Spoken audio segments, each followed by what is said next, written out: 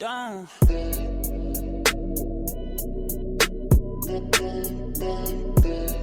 Bonjour à tous les amis, j'espère que vous allez bien, on se retrouve aujourd'hui pour une nouvelle vidéo. J'ai décidé de vous parler du sujet du resell, j'espère que la vidéo vous viendra en aide, c'est parti. La team, le but de la vidéo est simple, j'ai eu envie de vous parler en détail du sujet du resell, vous donner un peu une explication avec les avantages et les inconvénients de cette méthode qui se répand de plus en plus. Je vous donnerai également mon avis en fin de vidéo, donc restez branchés. Alors la team, le resell vient de l'anglais et signifie la revente, c'est le fait de revendre un produit qu'on a acheté et qu'on possède pour faire du profit ou non. Alors souvent on parle de resell concernant les vêtements, les chaussures, etc. Mais ça existe dans tous les secteurs d'activité qui proposent la vente d'un produit quel qu'il soit. Alors ça peut être de l'horlogerie comme ma montre juste ici, l'automobile, tout ce qui vous passe par la tête. Aujourd'hui je vais me cibler un petit peu plus sur l'industrie du textile pour illustrer mes propos, je suis sûr que ça vous parlera beaucoup plus. Alors il faut savoir que le resell à profit ne s'applique pas dans toutes les circonstances de revente, ça va dépendre surtout du produit que vous allez revendre et de sa valeur marchande au moment T, parce qu'un produit a un prix de vente magasin, c'est le prix de retail, et un prix de revente directement, et c'est le prix de resell, et la différence entre ces deux prix peut être plus ou moins importante en fonction du produit, et c'est ce que je vais essayer de vous expliquer dans cette vidéo.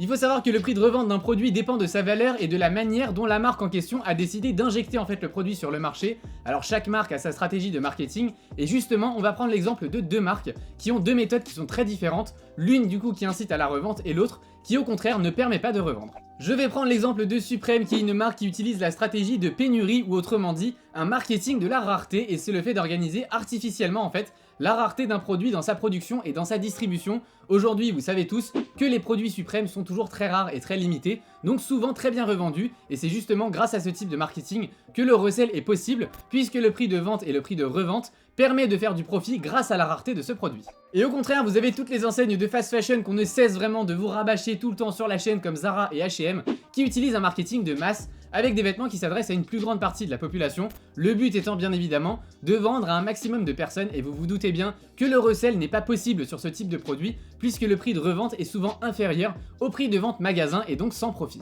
Pour faire simple et pour résumer un peu, vous l'aurez compris, la stratégie de marketing d'une marque permet ou non de faire de la revente sur ses produits, et pour vous prouver encore plus cette idée, vous vous souvenez sûrement tous des collaborations faites par H&M, on vous en a présenté d'ailleurs beaucoup sur la chaîne, que ce soit Kenzo, Alexander Wang ou Balmain, ce sont des produits sur lesquels la revente a été possible, puisque la stratégie de marketing avait changé pendant la vente de ces collections, les pièces étaient volontairement limitées en quantité, tout le monde se les arrachait, et il faut savoir que c'est un facteur qui est très déterminant dans la revente d'un produit. Pour en venir maintenant aux avantages et aux inconvénients du resell, alors le premier avantage, le resell permet à une marque de faire encore plus parler d'elle et de se mettre un petit peu plus en valeur. Vous le voyez à chaque événement, vous avez des articles un peu partout sur internet, sur des applications, les réseaux sociaux, les personnes comme moi n'hésitent pas également à en faire des vidéos, et c'est une communication qui permet à la marque de perdurer dans le temps, et c'est déjà un très gros point puisque les marques dépensent des sommes monstrueuses pour faire des campagnes publicitaires. Concernant le deuxième avantage, je pense que sans le resell, la culture et la tendance seraient moins importantes, c'est un petit peu le nerf de la guerre j'ai envie de dire. Et le troisième et dernier avantage,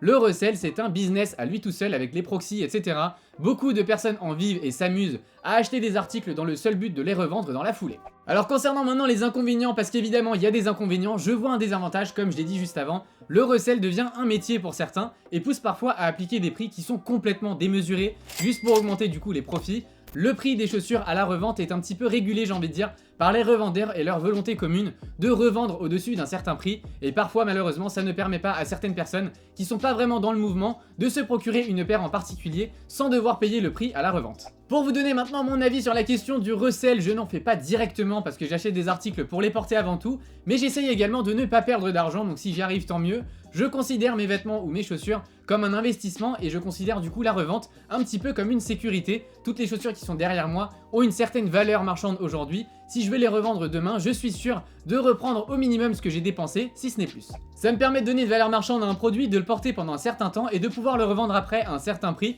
pour acheter quelque chose d'autre, et de cette manière-là, je fais un roulement entre mes vêtements sans perdre trop d'argent, et c'est pour cette raison vraiment très précise que ça peut être intéressant. Après comme je l'ai dit, c'est un business pour certains et le fait d'acheter pour simplement revendre c'est un petit peu malsain à mon goût. Après chacun a sa vision des choses sur la question, c'est mon avis, vous pouvez me donner le vôtre en commentaire. Les amis, on arrive au terme de cette vidéo et j'espère qu'elle vous sera utile, n'hésitez pas à me dire ce que vous en pensez et dites-moi en commentaire ce que vous pensez du resell. Pour tous les nouveaux, n'hésitez pas à vous abonner à la chaîne si ce n'est pas encore fait, on approche des 200 000 donc abonnez-vous, et pour tous les autres comme d'habitude vous pouvez nous suivre sur tous nos réseaux sociaux, nos liens se trouvent en barre d'infos. Quant à moi je vous dis à très vite dans une nouvelle vidéo, prenez soin de vous, bye.